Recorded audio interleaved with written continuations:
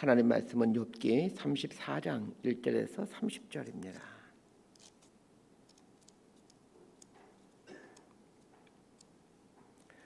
욥기 34장 1절에서 30절까지 말씀입니다. 번갈아 가며 읽습니다. 제가 먼저 읽겠습니다. 엘리후가 말하여 이르되 지혜 있는 자들아 내 말을 들으며 지식 있는 자들아 내게 귀를 기울이라. 입이 음식물의 맛을 분별함 같이 귀가 말을 분별하나니 우리가 정의를 가려내고 무엇이 선한가 우리끼리 알아보자. 욥이 말하기를 내가 의로우나 하나님이 내 의를 부인하셨고 내가 정당함에도 거짓말쟁이라 하였고 나는 허물이 없으나 화살로 상처를 입었노라 하니 어떤 사람이 욥과 같으랴. 욥이 비방하기를 물 마시듯 하며 악한 일을 하는 자들과 한패가 되어 악인과 함께 다니면서 이르기를 사람이 하나님을 기뻐하나 무익하다 하는구나. 그러므로 너희 총명한 자들아 내 말을 들으라.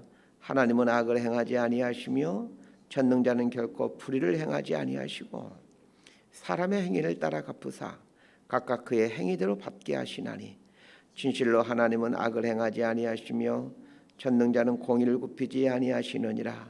누가 땅을 그에게 맡겼느냐? 누가 온 세상을 그에게 맡겼느냐? 그가 만일 뜻을 정하시고 그의 영과 목숨을 거두실진데 모든 육체가 다 함께 죽으며 사람은 흙으로 돌아가리라. 만일 내가 총명이 있거든 이것을 들으며 내 말소리에 귀를 기울이라. 정의를 미워하시는 이시라면 어찌 그대를 다스리시겠느냐? 의롭고 전능하신 이를 그대가 정죄하겠느냐? 그는 왕에게라도 무용지물이라 하시며 지도자들에게라도 악하다 하시며 고관을 외모로 대하지 아니하시며 가난한 자들 앞에서 부자의 낯을 세워주지 아니하시나니 이는 그들이 다 그의 손으로 지으신 바가 됨이라. 그들은 한밤중에 순식간에 죽나니 백성은 떨며 사라지고 세력 있는 자도 사람의 손을 빌리지 않고 제거함을 당하느니라. 그는 사람의 길을 주목하시며 사람의 모든 걸음을 감찰하시나니 행악자는 숨을 만한 흑암이나 사망의 그늘이 없느니라. 하나님은 사람을 심판하시기에 오래 생각하실 것이 없으시니 세력 있는 자를 조사할 것이 없이 꺾으시고 다른 사람을 세워 그를 대신하게 하시느니라. 그러므로 그는 그들의 행위를 하시고 그들을 밤사이에 뒤집어 엎어 흩으시는도다. 그들을 악한 자로 여기어 사람의 눈앞에서 치심은 그들이 그를 떠나고 그의 모든 길을 깨달아 알지 못함이라. 그들이 이와 같이 하여 가난한 자의 부르짖음이 그에게 상달하게 하며 빈궁한 사람의 부르짖음이 그에게 들리게 하느니라. 30절까지 함께 읽습니다. 주께서 침묵하신다고 누가 그를 정죄하며 그가 얼굴을 가리신다면 누가 그를 배울 수 있으랴. 그는 민족에게나 인류에게나 동일하시니 이는 경건하지 못한 자가 권세를 잡아 백성을 올가매지 못하게 하려 하심이니라. 아멘. 오늘 본문은 엘리후의 두 번째 연설이라고 볼 수 있습니다. 욥과 세 친구의 변론이 다 끝나고 이제 엘리후라는 사람이 등장해서 변론하기 시작합니다. 이 엘리후의 연설은 욥이 했던 말들에 대해 반박하는 내용으로 되어 있습니다. 어제 본문은 욥이 했던 말인 하나님은 사람의 말에 대답하지 아니하신다라는 말에 대한 이 엘리후의 반박입니다. 욥이 하나님을 향하여 하나님은 사람의 말에 대답하지 아니하신다 이렇게 탄식한 것은 욥이 겪고 있는 고난에 대해 하나님께 그 이유를 아무리 끊임없이 물어도 하나님이 침묵하셨기 때문입니다. 그래서 욥은 하나님을 향하여 하나님은 사람의 말에 대답하지 아니하신다 이렇게 말했던 거죠. 이에 대해서 엘리후는 하나님이 사람의 말에 대해 대답하지 아니하시는 것이 아니라 하나님은 매 순간 사람들에게 여러 가지 모양으로 말씀하고 계시는데 다만 사람이 알아듣지 못하고 있다 이렇게 얘기를 합니다. 자, 욥과 엘리후의 말 중에 누구의 말이 옳습니까? 제가 보기에는 둘 다 맞습니다. 하나님은 매 순간 말씀하시는 분이시죠. 그렇지만 사람이 알아듣지 못하죠. 그렇지만 하나님은 또 침묵하시는 분이십니다. 하나님은 침묵하심으로 말씀하시는 분이십니다. 그런데 욥도 실은 하나님의 침묵하심으로 말씀하신 분이라는 걸 잘 알고 있었습니다. 그가 고난을 겪기 전에는 욥도 하나님은 종종 이 땅에서 일어나는 비극에 대해 침묵하심으로 말씀하신 분이라는 것을 잘 알고 있었죠. 그러나 자기 자신이 고난의 주인공이 되었을 때는 이야기가 달라집니다. 아무런 문제가 없을 때는 하나님은 침묵하심으로 말씀하신 분이십니다. 말할 수 있습니다. 그리고 다른 사람의 고난 앞에서는 그렇게 얘기할 수 있죠. 그러나 자신이 고난의 주인공이 될 때는 하나님의 침묵이 하나님의 말씀으로 다가오지 않는 겁니다. 자신이 고난의 중심에 서 있을 때는 하나님의 침묵은 하나님과의 단절로 느껴지게 되어집니다. 엘리의 첫 번째 연설은 상당히 설득력이 있는 연설이었습니다. 하나님은 매 순간 말씀하시는데 사람이 듣지 못한다라는 말은 참으로 깊이 있는 통찰입니다. 그러나 엘리야가 헤아리려 했던 것이 있습니다. 욥의 말인 하나님은 사람의 말에 대하여 응답하지 않는다라고 말한 이 말에 문자적 의미를 넘어서 이 비언어적 의미를 헤아려야만 했습니다. 욥이 말한 하나님은 사람의 말에 대하여 응답하지 않는다라는 말은 문자적으로 이해해서는 안 되는 문장입니다. 이것은 욥의 탄식이죠. 욥의 아픈 마음이고 울부짖는 마음입니다. 이걸 봐야 되는데 엘리야는 그걸 보지 못하고 그 문자적 의미로만 해석하는 것이죠. 사람이 이렇습니다. 지혜로운 사람이라고 칭찬받은 엘리야 같은 사람도 다른 사람의 아픈 마음 속으로 들어가 그 사람의 마음을 헤아리는 것이 얼마나 어려운 일인가를 보여주고 있습니다. 사람은 왜 다른 사람의 마음 속으로 깊이 들어갈 수 없는 것일까요? 사람에게는 긍휼이 없기 때문입니다.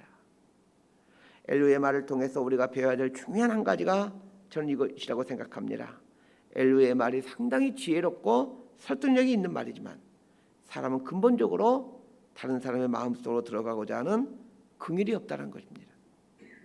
그렇게 함으로 말해주고자 하는 것이 무엇입니까? 하나님의 긍휼이 하나님만이 긍휼의 하나님이시라는 것입니다. 오늘 본문에 나오는 이 엘리야의 두 번째 연설도 마찬가지입니다.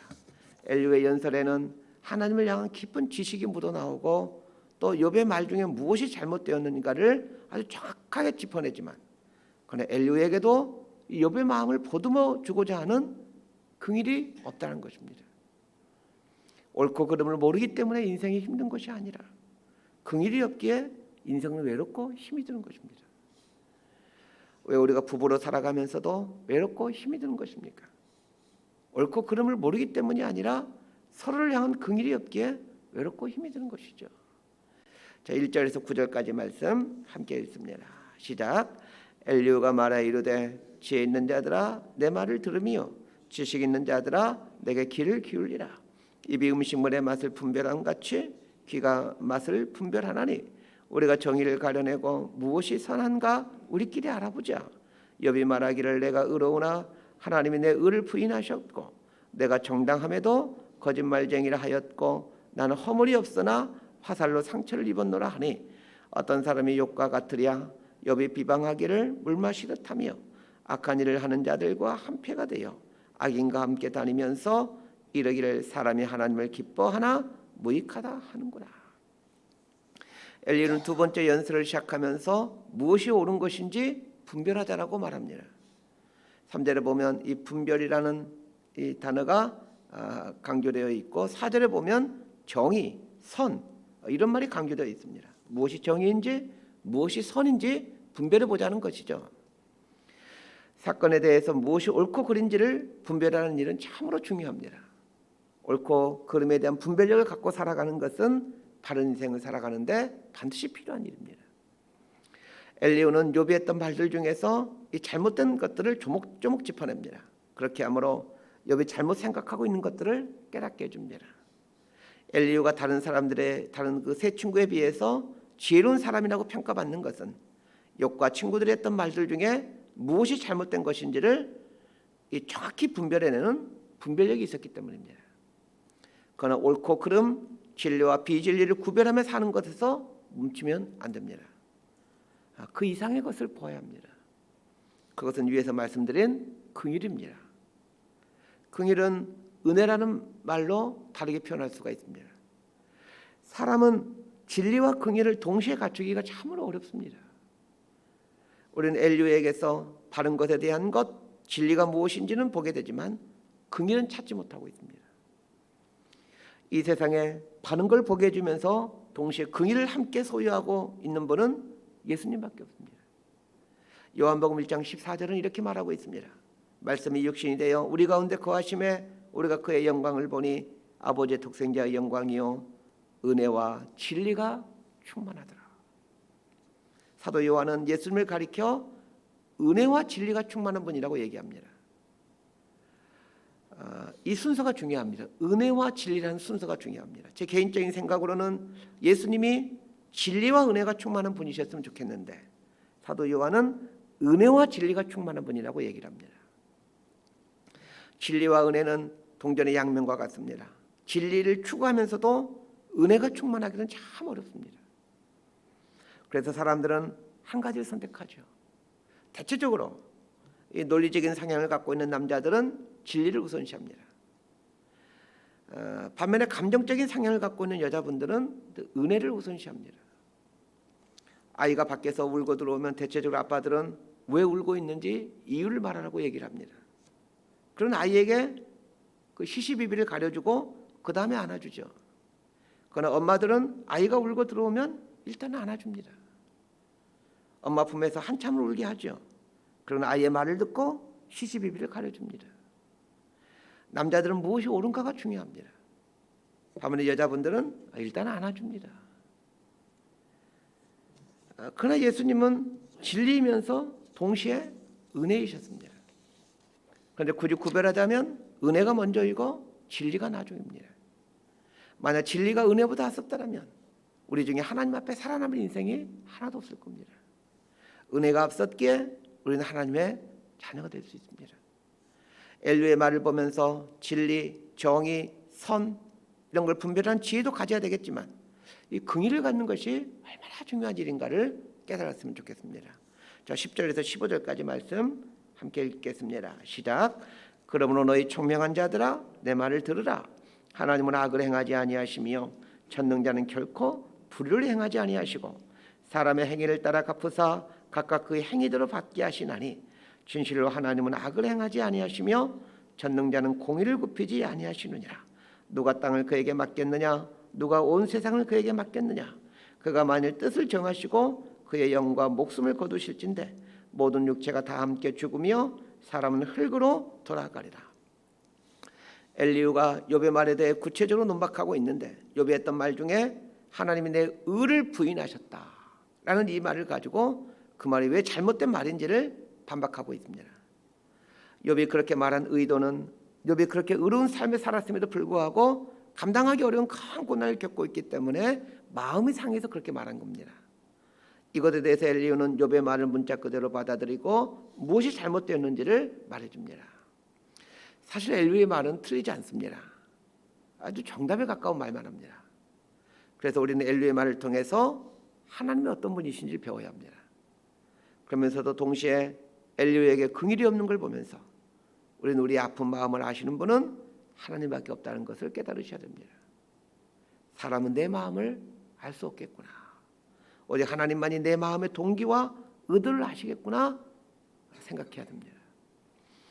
엘리후가 욥에게 가르치고 있는 하나님은 어떤 하나님입니까? 하나님은 공의로우신 하나님이시라는 겁니다. 공의롭지 못하다라는 말은 악을 행한다는 얘기인데 하나님은 악을 행할 수가 없는 분이십니다. 다만 우리 눈에 보기에 하나님이 공의롭지 못하다고 느껴지는 것은 하나님의 공의는 이 영원이라는 시간 속에서 이루어져 가는데 우리의 인생이 영원하지 못하기에 그 하나님의 공의를 온전히 볼 수 없기 때문에 하나님은 공의롭지 못하는 분이라고 생각되곤 하는 것이죠. 자, 16절에서 25절까지 말씀 함께 읽도록 합니다. 시작. 만일 내가 총명이 있거든 이걸 들으며 내 말소리에 귀를 기울이라. 정의를 미워하시는 이시라면 어찌 그대를 다스리시겠느냐? 의롭고 전능하신 이를 그대가 정죄하겠느냐?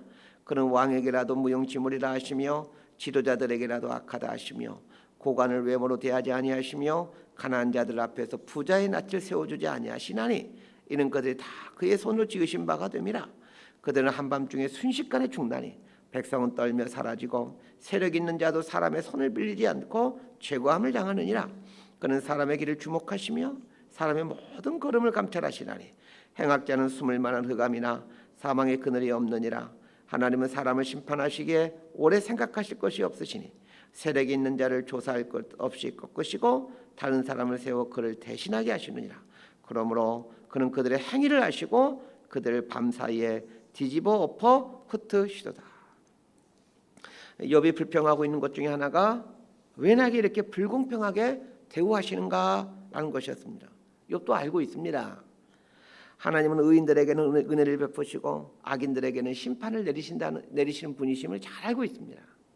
그래서 욥은 하나님 앞에 의롭게 살기 위해서 최선을 다해 삶을 살아왔습니다. 그런데 자신에게 일어난 결과는 너무나도 비참한 형벌이었습니다. 이것에 대해서 욥은 불평할 수밖에 없었던 거죠. 그러자 엘리후는 하나님이 언제 공의를 굽게 하신 적이 있느냐 이렇게 말하면서 하나님이 가난한 자보다 부자를 더 우대하신 적이 있으며 왕이나 고관대작을 평민보다 더 우대하신 적이 있느냐 되묻습니다.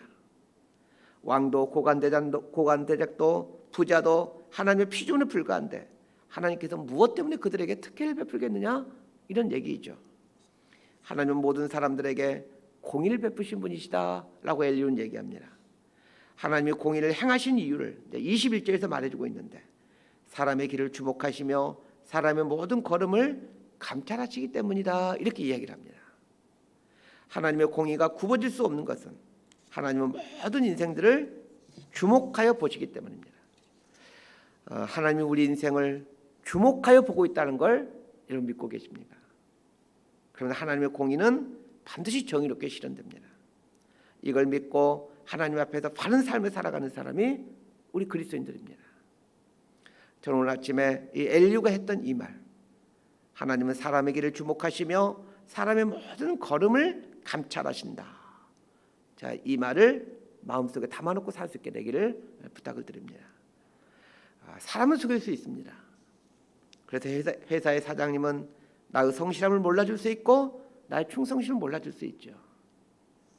회사의 사장은 앞에서는 잘한 척하고 뒤에서는 불성실한 사람을 높은 지위에 임명하곤 합니다. 그러나 하나님 앞에서는 이런 처세술이 전혀 통하지 않습니다. 우리가 사람 앞에서 존귀 여김 받기 위해서는 세상에서 통용되는 처세술을 갖고 살면 안 됩니다. 그러나 하나님을 믿는 사람들은 하나님 앞에서 존귀케 되어지는 것에 가치를 두고 살아야 됩니다. 그렇다면 하나님께서 우리의 길을 주목하시고 있다는 것을 기억하며 인생을 살아갈 수 있게 되길 바랍니다. 믿음이 무엇일까에 대한 많은 고민들을 하곤 합니다. 하나님이 계시다는 것, 하나님이 살아계신다는 것, 뭐 이런 걸 믿는 것도 믿음이겠지만 진짜 믿음은 하나님이 나의 삶을 주목하고 계시고 하나님 앞에서 살아가는 나의 삶에 따라 하나님의 공의가 실현된다는 것을 믿으며 사는 것이 진짜 믿음이라는 걸 알게 됩니다. 그리스도인들 중에는 하나님을 믿는다 하지만 실제로는 하나님이 나의 직장 생활을 보고 계신다라는, 그리고 나의 삶이 어떠냐에 따라 복을 주시기도 하고 때로는 심판을 하신다는 걸 믿는 사람은 그렇게 많지 않는 것 같습니다. 그러나 이 믿음까지 가야 우리의 삶에 변화가 오기 시작합니다. 말씀 정리합니다. 오늘은 두 가지를 기억했으면 합니다. 첫 번째는 엘리후가 설명하고 있는 것처럼 하나님은 공의로우신 분이시라는 겁니다. 하나님의 공의가 굽어질 수 없는 이유는 하나님이 우리의 길을 주목하시고 우리의 모든 걸음을 감찰하시는 분이시기 때문입니다. 주목하시고 감찰하고 계시기에 우리의 삶의 동기나 의도를 정확히 알고 계십니다. 그렇다면 하나님을 속일 수 없다는 것을 인정하고 하나님 앞에서 바른 동기와 바른 의도를 갖고 사셔야 됩니다. 그렇게 되면 하나님은 마음에 숨은 동기와 의도를 보시고 그에 따라 합당한 은혜를 내려주실 겁니다. 두 번째 기억해야 될 것이 있습니다. 엘리후의 말은 맞는 말들이지만 긍휼이 없는 진리였습니다. 지금 욥에게 필요한 것은 진리가 아니라 긍휼입니다. 욥도 진리가 무엇인지 알고 있습니다. 그런 상황이기에 지금 욥에게 필요한 것은 진리가 아니라 긍휼입니다. 설명이 아니라 이해와 동정이 욥에게는 필요합니다. 어쩌면 우리 이웃들에게 필요한 것이 이것 아닐까요? 물론 어떤 사람은 진리가 필요한 사람이 있습니다. 철저히 그 잘못된 생각으로 똘똘 뭉쳐 있는 사람들이 있죠. 이런 사람들은 진리가 필요하죠. 지금 요백에는 그렇지 않습니다. 진리가 충만하면서도 긍휼이 충만할 수는 없는 것일까 생각해 봅니다. 우리는 은혜와 진리가 충만하지 못하는 우리의 삶 앞에서 절망하며 은혜와 진리가 충만하신 예수 그리스도가 반드시 필요할 수밖에 없음을 인정하고 고백해야 됩니다. 다른 사람의 문제를 온전히 해결해 줄 수 없는 그 연약한 투성의 인간임을 인정하고 오직 우리의 문제를 해결할 수 있는 분은 예수 그리스도 그 한 분밖에 없다는 것을 인정해야 됩니다. 자, 이것이 엘류의 이 완벽한 연설을 통해서 우리에게 전해주고자 하는 하나님의 은혜가 아닐까 생각이 듭니다. 하나님의 은혜와 이 진리가 우리 삶에 충만할 수 있게 되기를 진심으로 소망하고 축복합니다. 기도하겠습니다. 하나님, 그 지혜로운 엘류의 말도 욥의 고통을 해결해 줄 수 없다는 것을 보게 됩니다. 정답이 우리를 해결해 주는 것이 아니라 정답 너머에 있는 사람을 향한 그 하나님의 긍휼의 마음, 사람을 향한 하나님의 은혜가 없이는 어떠한 진리도 어떠한 옳음도 우리의 문제를 해결할 수 없다는 것을 알게 됩니다. 우리의 연약함과 어리석음을 인정하게 하시고 보다도 온전한 사람으로 살아가기 위하여 하나님을 향한 지식을 쌓아가며 그리고 무엇보다도 하나님의 마음인 긍휼과 은혜를 품어가는 인생들 될 수 있도록 우리 삶을 붙들어 주옵소서. 예수님의 이름으로 기도드리옵나이다. 아멘.